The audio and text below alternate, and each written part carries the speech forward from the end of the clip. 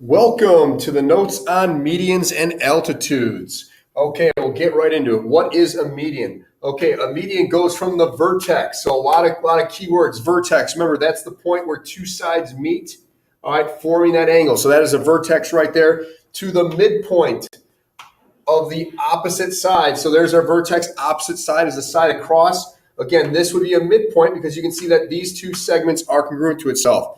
So midpoint cuts it in half. So a median goes from the vertex to the midpoint of the opposite side. Again, opposite side, that side across from the vertex. So why does that help us? Well, I want you guys to think, if they tell you a median, all right, if they give you a median, then you guys got to think, all right, you guys got to be thinking about congruent segments. They're going to be congruent segments in this problem, okay? So that's why they're going to tell you that. So you see midpoint, think congruent segments. Next definition, they look similar, all right, and they are similar. Okay, altitude. You guys have heard altitude, think of height. Okay, well, altitude, it goes from, once again, the vertex. All right, there's our vertex. And is this time they say perpendicular to the opposite side.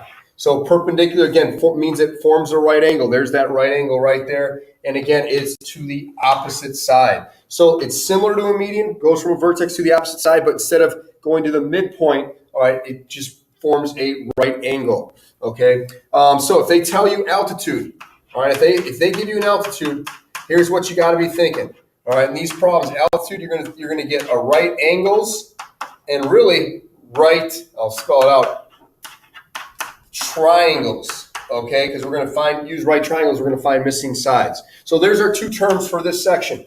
Okay, let's get right to an example. All right, given AF is congruent to FC right here. Here's AF, this segment right here.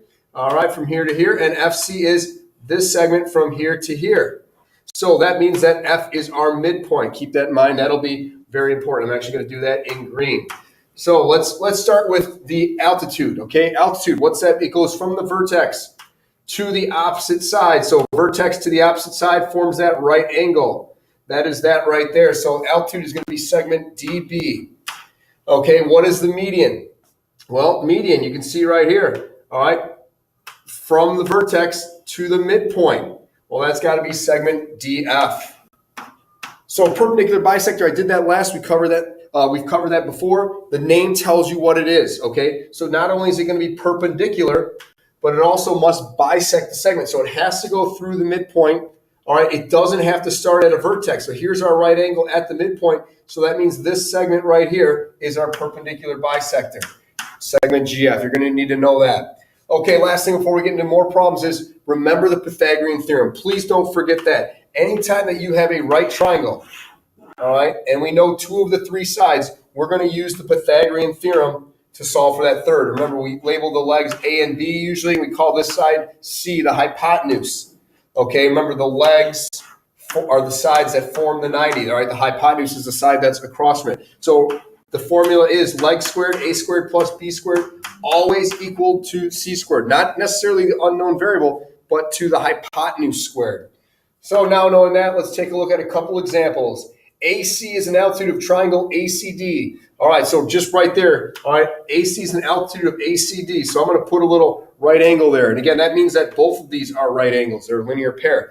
But I'll draw that in. It says BC equals 6, so I'll put a 6 here. It says AB equals 10. Well, where is AB? Well, that's this side right here. Okay, find AC. Well, AC is this segment right here. I'm going to put a little X there. You can see right here, we actually have a right triangle. So if I kind of pull that out, and so you guys can see this, all right, all I've got to do now is the Pythagorean theorem. It's that simple. Here's a little triangle. I'll relabel this. Here's our 6. Here's our 10. Pythagorean theorem to find x. That's it. So remember, it's x squared plus 6 squared always equals the hypotenuse squared. That's how you set this up. Now you just solve using algebra. X squared plus 36 equals 100. All right, subtract 36. Do that right here. Minus 36. X squared equals 64. Now, how do I get x by itself? I'm not going to divide by 2, but since it's squared, the opposite of squaring something is taking the square root. So x equals 8. all right, which is what AC equals. So therefore, segment AC equals 8 because that's what we use to represent X. So there is our final answer. Let's take a look at one more problem here. It says AC is a median and an altitude of triangle ACD. So let's put in some values. It says BC is 10. So median and an altitude. So first, that means that this is the midpoint. All right, so that means that these two segments right here are congruent. And then it also means that we've got right angles right there. So it says BC equals 10. It says that CD, all right, is 5x minus 20. And then it says that AC is 3x minus 4. So that's AC. We're going to call this right here. So there's our 3x minus 4. They want us to find AC and AD. So they want us to find two segments. Okay, where are we going to start? Well, let's find X first. Since we know that these segments right here are congruent, these guys right here, we can set them equal to each other and solve for X. So I'm going to say, hey, 10 equals 5x minus 20. Well, I want to get X by itself. Simple algebra. Add 20, add 20. So we're going to get 30 equals 5x. Divide by 5. Divide by 5. So X is going to equal 6. Okay, how does that help us? Well, it didn't ask for X, but we're going to take X and plug it in to our 3x minus 4. So to find AC, well, AC, segment AC is going to equal 3 times X. Well, we said X is 6 minus 4, so 3 times 6 is 18 minus 4, so that equals 14. So AC right here, I'm going to actually erase this. Now we know that is 14. So once again, we have a right triangle that we need to solve. This triangle right here. We know 2 of the 3 sides. We know this is 10. We know this is 14.